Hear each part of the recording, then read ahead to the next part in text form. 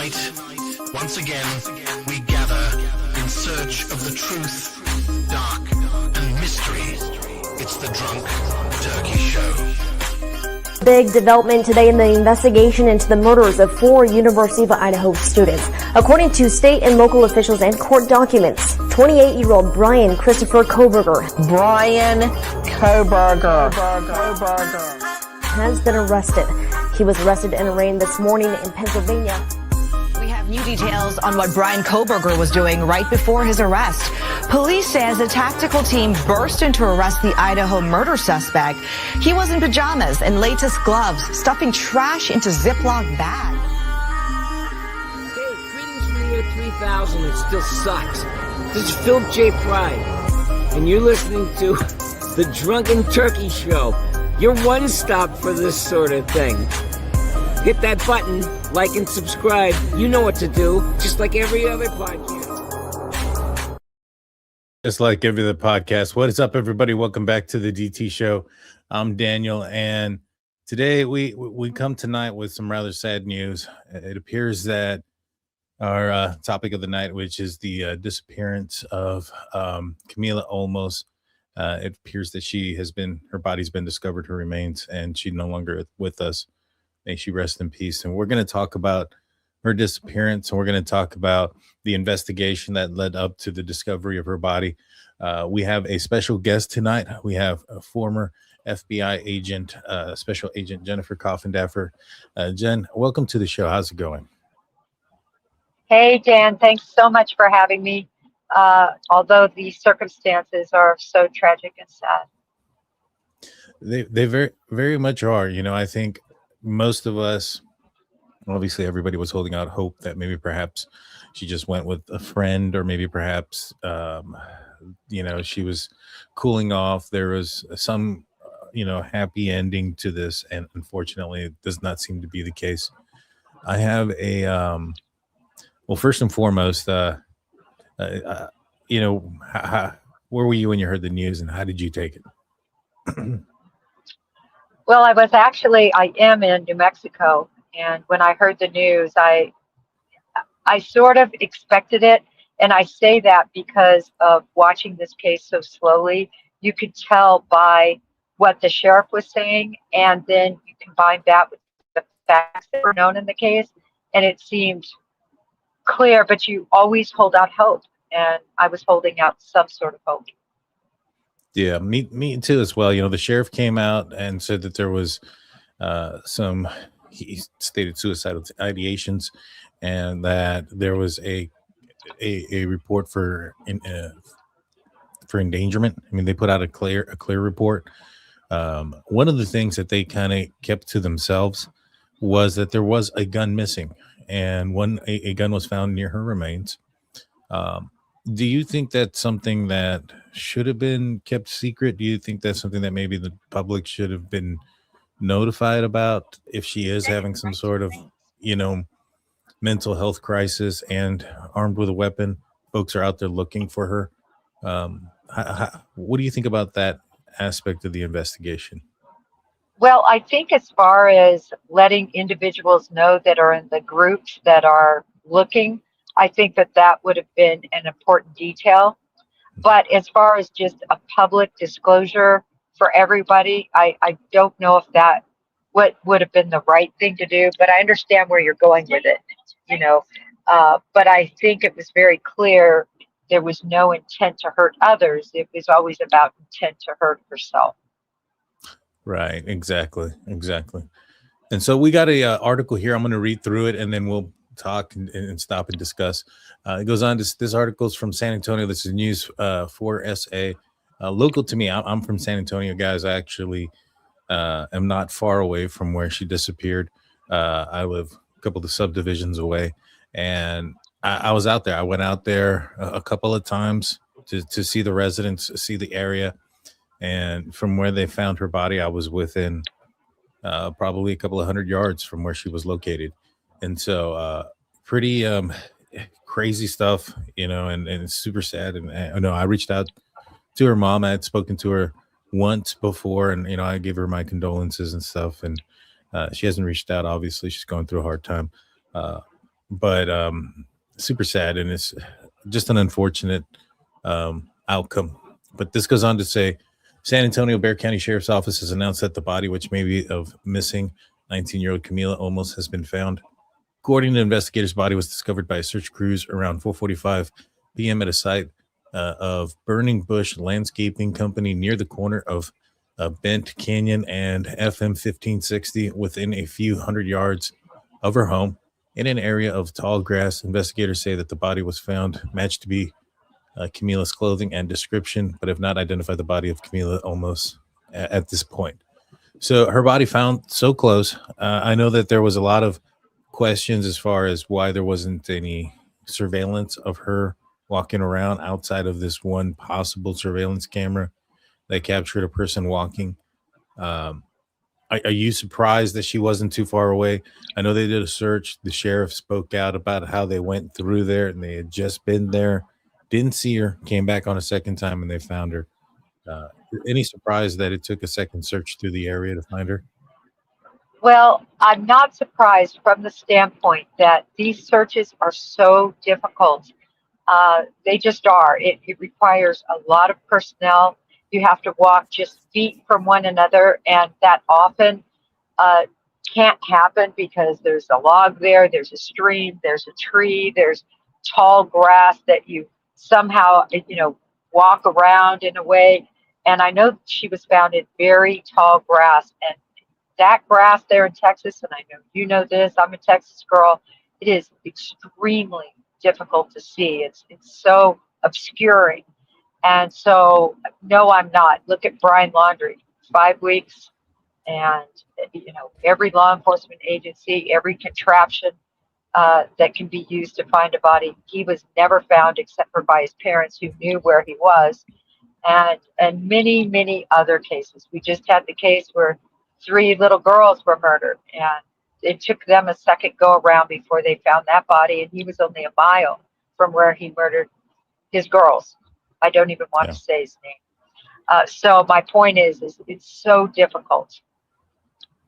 Yeah, he did mention about the grass, and initially, I'm sure they were doing what is called a hasty search, which is where they're going back, they're yelling out for somebody's name in response, in hopes that somebody's going to respond to them and say, "Oh, I'm over here."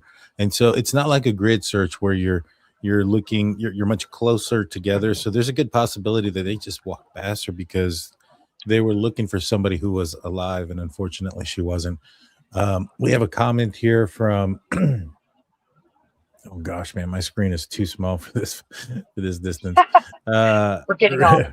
I am. My birthday's actually around the corner. Raymond Light, the healer, 89, says 2 young ladies unalived in that area, and that's true.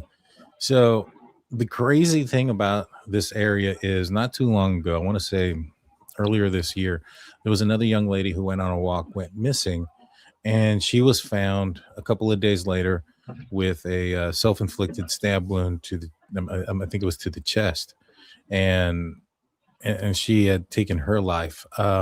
And this was just in the same subdivision. Just eerie coincidence to you, or do you think that maybe perhaps, I mean, obviously it's just a coincidence that's in the area, but what can folks do if they're having these type of thoughts? Well, I'm so glad you're bringing this up, because I think we are getting to be, unfortunately, with these young girls. Look at Brianna Aguilera there in Texas as well. And it's just getting to be a situation where I think these girls just, it's just so tragic, where they don't understand that there are other answers, and they just don't, they're hopeless. And that's the thing about people who think about and then tragically decide to commit suicide. It's because they don't have hope, and in a nutshell. And when you look at how these girls died back in the day, and for many, many years, and still, if you look statistically speaking, girls typically do take their life in ways that don't involve mutilation to the body, such as gunshots, stabbing, jumping from balcony. That typically it was always slicing of the wrist or taking a drug or dosing this. And now Right. we're seeing these very violent ways, and it's terrible. It's terrible, Dan. And I think I don't want to call it an epidemic, but we're certainly some.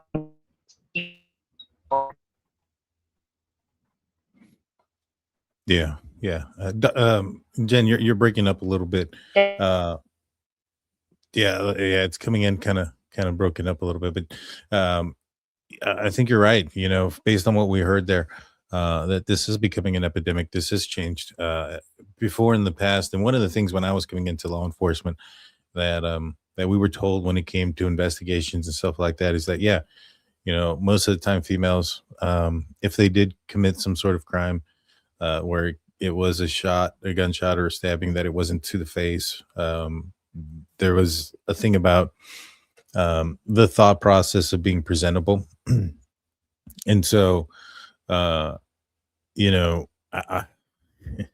which reminds me of this one case that, or this one call that I went to where, um, I wasn't too sure that the young lady took her life, but that was what the call was, and we got there, and the detectives had um, made that determination based on, you know, she had taken some, she had made some sort of cocktail out of some chemicals and drank that, but she was in her underwear and she had some presentation. She had this presentation there where she had drank the liquid and her bedroom was made and stuff like that. So it seemed weird, out of place for her to be in her underwear if everything was like put up nicely. And then the other weird thing was that her husband, they were going through divorce or they're going through some sort of marriage thing. Now this was a very long time ago, and he had shown up and they had been split apart,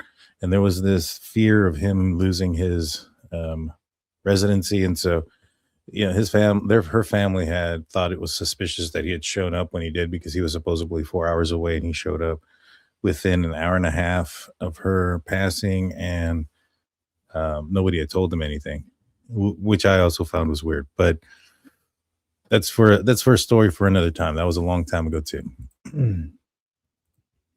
While we wait for Jen, we have Gene coming in saying, will the family member be in trouble for not having stored the gun in a safe place?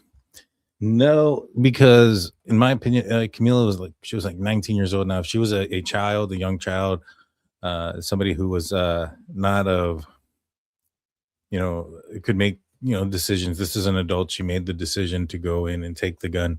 It's a little bit different. If this was a young child, I think then yeah, there could be some culpability there, but not in this scenario. Let's see. I believe there are some things still not adding up, in my opinion. Yeah, yeah. Now I can see where you're at. But I think that, you know, her turning off the phone, or having these suicidal ideations, her, you know, going back to her mom sleeping with her in the bedroom, you know, her mom sleeping with her in the bedroom, you know, I questioned why. You know, was there something that had happened? Was she not wanting to be alone? I even said maybe she had gone through a breakup, and then we find out like the day or so later that there was a breakup. You know, a lot of people were pointing fingers at the boyfriend because he said you know, I was her boyfriend. Saying, you know, a lot of folks are saying, oh, he's using past tense.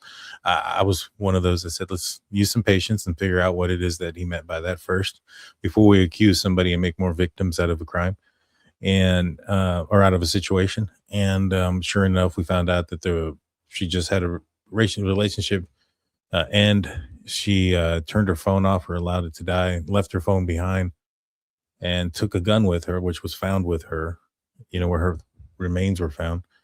And you know, I just think that all clues are kind of pointing in that direction. Let's see. Who Blueberry? JTX86 says, the one thing I don't understand is when they noticed the firearm was gone and why didn't they report it earlier? Apparently they did. Apparently they did report it right away. Law enforcement did not disclose that. So they were aware that, and I think that was part of the reason why they released the clear report. That's one of the reasons why why I was telling Jen, I was like, you got people going out there looking for, if she's going through a mental health crisis, her armed with a weapon, unfortunately she took her life there, but that could also be serious or a dangerous situation for somebody who's searching for her to come across her. And I'm not criticizing law enforcement or anything like that, but I think that may have been some information that people should have been aware of. I went out there, and I think it would have been, I think I really would have preferred to have known that she may have been armed. Not saying that would have prevented me from going and looking or things of that nature, but I'm just, when you have somebody going through a mental health crisis, things happen by accident. It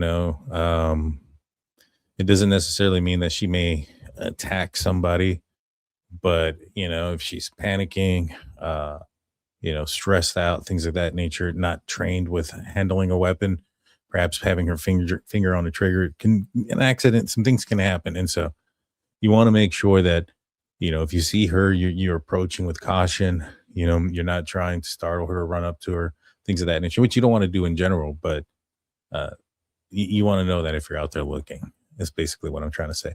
I'm not sure if Jen's going to be able to make it back or not, so I'm going to continue reading and we're going to continue the show. This goes on to say, new video released by investigators seek clues into the disappearance of Camila Olmos. The body was found in an area of tall grass about 250 yards from the family home. The area, which had previously been marked as having been screened, was swept again by a larger team, including FBI investigators. But as of now, we've are processing the scene, and we're hope to have more information to release soon as we're able. The area in question is probably about, I'd say, as the crow flies, about a quarter mile from here and probably a few hundred yards from her actual residence.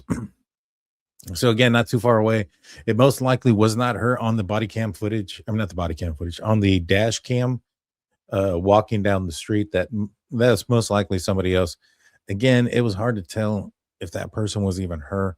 I know a lot of folks were looking at the photo of the screenshot of the neighbor's camera system that captured Camila, or allegedly possibly Camila, outside of her residence. I had seen some doctored footage that was out there, or pictures out there that made it look like it was a male. That wasn't real. I had been out there a couple of times, and the way that scene is, it is not it was doctored extremely. AI was put in there. Welcome back, Jenna. Can you hear us? Apologies. I am so sorry. No problem. I was just kind of filling in time there.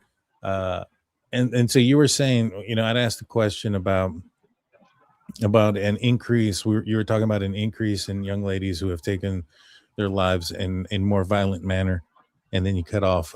If you want to continue there.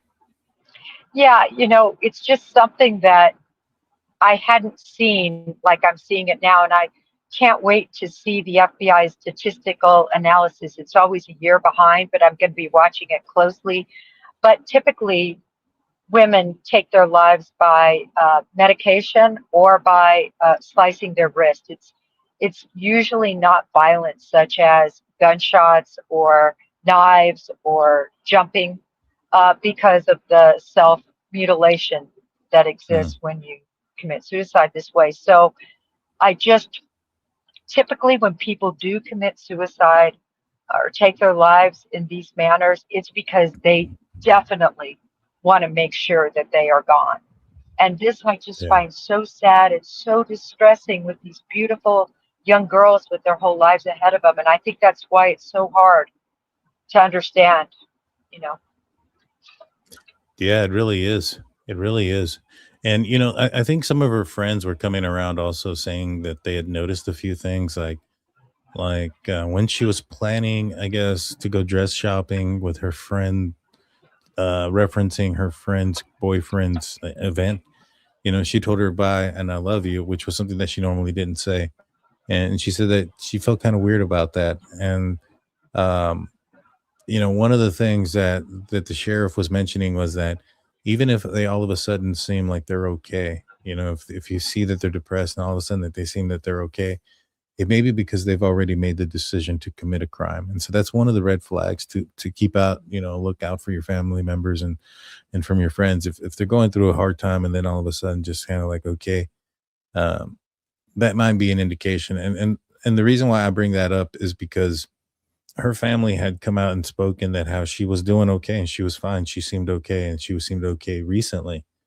And I'm assuming that they found some information off of her tablet, off of her phone, that led them to believe about the suicidal ideation. And I think also the missing handgun was probably another clue there.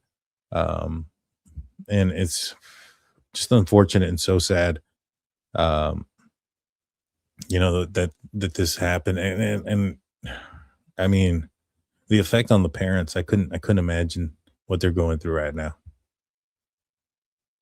Oh, Jen's dropped off again. All right, let me continue this. It goes on to say, it's an area very, very close to here. Sheriff Salazar said that the body was found consistent with having been there for 5 or 6 days. The medical examiner will identify the body and determine that the cause of death in the upcoming days.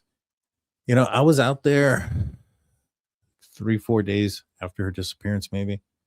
I know the first time that I went out there may have been like a day or two immediately after. So again, I live fairly close. I found out immediately when she was missing. It was in the Facebook community page, and I started seeing her images shared and stuff like that. And we went out there fairly quick, but the first couple of days, I think the first time that I went out there in the first couple of days, it was we just drove by and just kind of drove around the area. Wasn't until here recently, I want to say probably about 4 days ago now, that we went out there, that I got down or walked the area and looked at the area. She wasn't super close because she was about, I think, 250 yards is what it said. And I say that for a couple of reasons. One, where she was kind of located is there's some businesses out there and stuff like that, so there's some loud noises that usually happen. Also, the distance away, plus the houses and how they're built, it's hard to hear things like I know that some people are going to say, well, how did people not in that area not hear the gunshot? It apparently was 250 yards away, in an area where there's some businesses that, deal with loud noises. And so I wonder if, I know they were closed that day because of Christmas Eve and things of that nature, but people become deaf to noise like that if it's constant. So just unfortunate. I know I see some folks that have said that, they think that there's still some suspiciousness to this. I don't know. Let's go on to read this. It goes, investigators say a firearm, which investigators have been searching for in connection with her death, had been found near the body. There was a firearm missing in the case. We had not parted with that information publicly just yet, but I can tell you that there's been a video of a firearm recovered at the scene where the body of the missing is missing from the home. The firearm that was missing did belong to a relative. Related FBI joins the search. Missing teen Camila Olmos, mental health possible concerns. Sheriff Javier Salazar said also that Camila had been dealing with mental health struggles, including issues with school and home life, as well as a recent breakup. During the course of the investigation, we developed some information that there had been some suicidal ideations on Camila's part before, some signs of depressions undiagnosed as far as we can tell, said Sheriff Salazar. But from what is being described to us, it sounds like she was a young person going through a very tough time in her life and going through some emotional issues. And there were some indicators of suicidal ideation as well. Texas DPS has announced that the clear alert issued for Camila Olmos has now been discontinued, although the search has concluded for Camila for the time being. The 14-year-old Sophia Gabriela Peters Cobos has reportedly been found safe. And that was another little girl that was missing in the area. A lot of folks were thinking that maybe perhaps there was some sort of connection here. Maybe perhaps they were both abducted. Not to be the case. Completely separate scenarios. San Antonio's fairly large. Unfortunately, some kids, run away and things like that. And it happens so often. You see these reports. This one stuck out just because her phone was left behind and she went for a walk. And it really did seem like there could be, something really, really dangerous afoot here.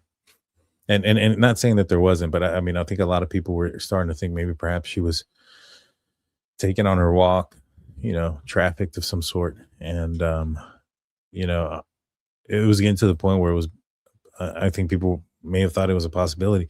Now, law enforcement brought in cadaver dogs and searched the area and they didn't catch this. So, that's the other thing too, right? So, I know there's some other cases where we've looked at and we talked about some missing persons and where they brought in cadaver dogs and they brought in search dogs and they not find anything. And folks, automatically assume that there was nothing there. This is a good indication to show that they brought in cadaver dogs, they brought in search and rescue, and she was only a couple of 100 yards away. And the area it was tall grass. So some of these other areas that are more densely populated, like the woods in Nova Scotia for the Jack and Lily Sullivan disappearance, or, like in that case where I strongly suspect that those little kids are out there missing in the woods. But I digress. Let's see. This goes on to say that the Barrett County Sheriff's Office is still searching for 17-year-old Angelique Johnson. As a search for 19-year-old Camila almost entered its 6th day, search efforts on the ground intensified with a new search teams from the nonprofit Texas EquiSearch joining the search efforts. The search focused in the Wild Horse neighborhood near Loop 1604 and Braun Road, where Olmos was last seen. Her father, Alfonso Mendoza, expressed doubt about a Dashcam video released by the sheriff's office, which they believe shows Camila on the day she disappeared. Oh, it isn't her. She's a thin young lady, 110 pounds, and that Dashcam looks like a heavier person, Mendoza said. Obviously, it's not her. I couldn't tell. I mean, it looked that dash cam was very hard to tell if that was even a male or female. But the area also at that time, you would expect some folks to be walking, so it's not uncommon to see that. Folks walking in the area.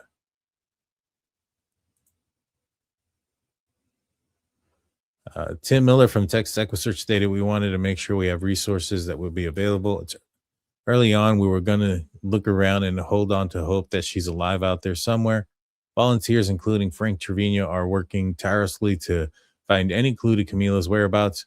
There's no clues whatsoever where she could be. Trevino said Camila's family was frustrated by the lack of answers before the discovery of the body.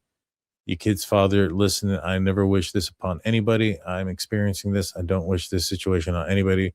My heart's broken, said Mendoza, and that's the father who said that. It's just heartbreaking. I couldn't imagine what he's going through. It's so sad. You hug your kids and make sure they're safe and lock your doors and things of that nature, because you don't want to be in his shoes. Family, friends intensify the search for the 19-year-old last seen on Christmas. Community rallies to find the missing teen, last seen near her home. Let's see. This is kind of some old stuff, but at the end, it does say authorities urge anyone with information to contact Barrett County Sheriff's Office if you or anyone you know has been struggling with thoughts of self-harm or suicide. please call the Suicide and Crisis Lifeline at 988. Just so unfortunate. She was so young. She had so much in front of her. I understand that life gets hard and things like that. And if you're thinking about doing something like this, reach out, especially call the Lifeline. I know she was going through a lot, and now her parents are really probably feeling it. And so just poor, sad situation all the way around. Wish it was different. Put a couple stars in the comments in the question. Put your questions in the comment section. Let me know that you want to talk to me. If you're asking me a question or a comment that you want me to review, put it in the comment section. Put a couple stars there. If not, that way that tells me you're talking to me and not to each other. I know there's a lot of conversations there. Let's see. I'm going to go up a couple of comments and then read down. Let's see. Not how old her brother is. Yeah, that's what I heard, that it was the brother's handgun.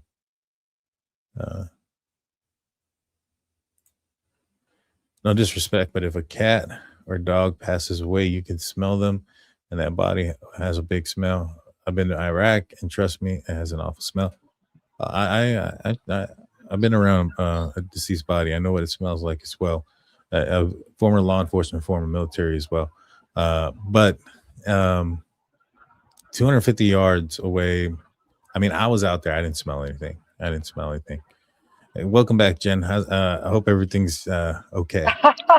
Well, everything is fine. Deepest apologies to you. I am so sorry. As you know, this hasn't happened before, but I'm having some connection issues. But anyway, back to the subject at hand. I heard you discussing, odor, and when it's outdoors, and then also depending on how far away you are, downwind, upwind, and the amount of time that body has been deceased, you're not going to smell. Yeah. Will necessarily smell a body depending on when they passed. Yeah. No, yeah, I know. I was out there. I was walking around. I couldn't smell anything, but I'll be honest. I've really never gone to like an area and tried to videotape things. So I felt weird, walking around with my phone. I was trying to not make myself known. So I was just, I recorded the area as quickly as I could. And probably should have spent a little bit more time there. I had actually seen the opening where she would have had to have walked to have gotten to where she was. I probably would have not gone and checked it for two reasons, or for one reason, mainly the camera that was next door. I felt that it picked her up walking towards her car, that if she was walking back towards that opening in that area, she would have had to have walked towards that camera, that camera's motion detector would have captured that. If it caught her walking towards the car, it would have caught her walking back, and it didn't. So I was kind of, pushed back by that, that was the area. But is what it is. And I guess it makes more sense why there's not any other cameras in the neighborhood that picked her up walking that morning. And so, we kind of read through this, and it really didn't have much more. Just kind of talked about how everything was consistent with her and it being her, and the weapon. They're going to be checking the serial numbers from the raw footage we saw. What's that? I'm sorry, you were breaking up a little bit.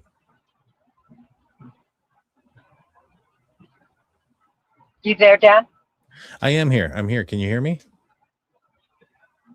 Yes, I can. I can hear you, but I'm not sure you can hear me. I can hear you now. A minute ago, I couldn't. And so, but I can hear you now. What were your thoughts there? No, I was just saying that entire camera footage, both camera footage, I think was confusing to the public generally. From what we were seeing, it really looked like a man. It didn't look like somebody in blue PJs on their bottom half, and it didn't look like a feminine type silhouette or picture there But whenever law enforcement comes out and unequivocally tells us that this is her, we have to believe that, even though I think sometimes this footage, it can be deceiving to the eye. Yeah, it definitely can. And I know that there was some footage that was being doctored and AI was making it look like there was somebody like in like baggy clothes. But the street looked weird. Like it didn't look like the street that was there. It had like, and I think the truck that was parked next to it was like cut in half. And so I'm pretty sure it was AI had a lot to do with it. But yeah, the footage that was out was super grainy. The footage that they had of the person walking down the street, I don't believe that was Camila. Obviously, now I think she walked straight past, the house, then walked back there and committed. She did what she did.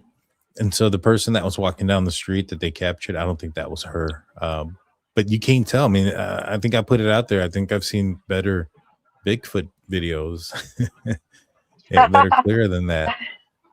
And so, yeah, so true. But sad case, unfortunate. I feel bad for her family. I pray for them. I pray for her ex-boyfriend. I can't imagine what he's going through. They just went through a romantic breakup and now, this has happened. He's out there searching. He's also had some people point some fingers at him, and I feel bad for him. I hope he's doing okay.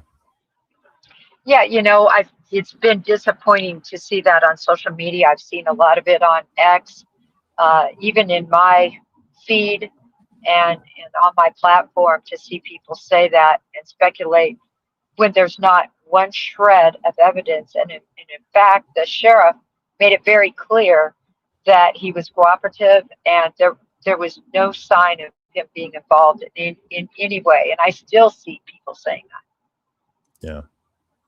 Yeah, it's crazy, and a lot of people were asking me like why I was giving him grace, I guess. And I was like, hey, I choose patience in a situation like this. If he truly had something to do with, something like this, I'll say this: that area where she disappeared from, it's very close, again, where a couple of subdivisions away from where I live.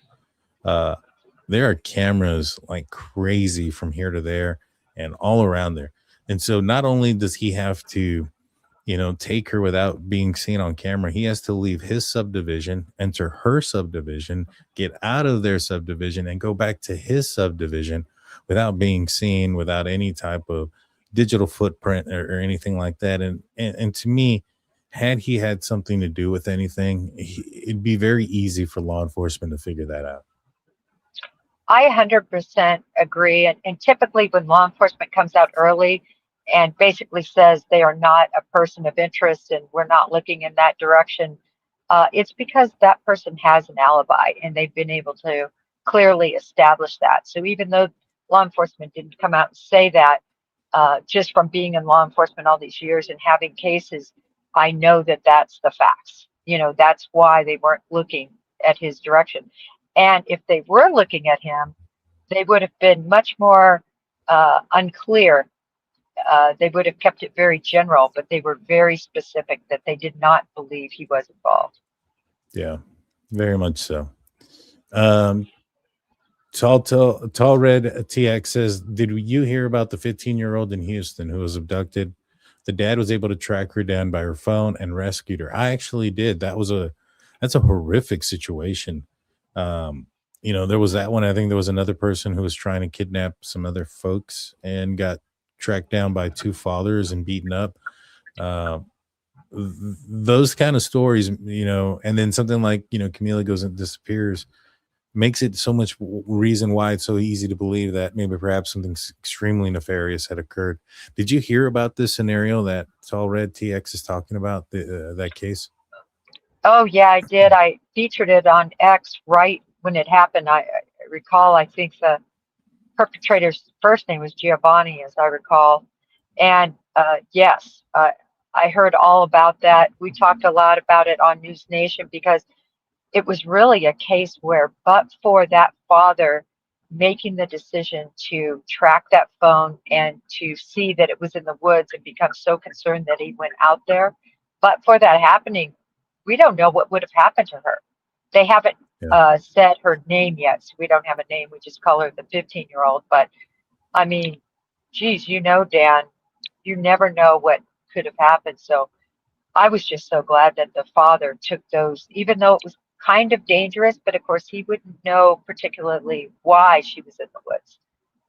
The last thought he probably had was that she was kidnapped, but instinctually he went out there and he saved her life probably.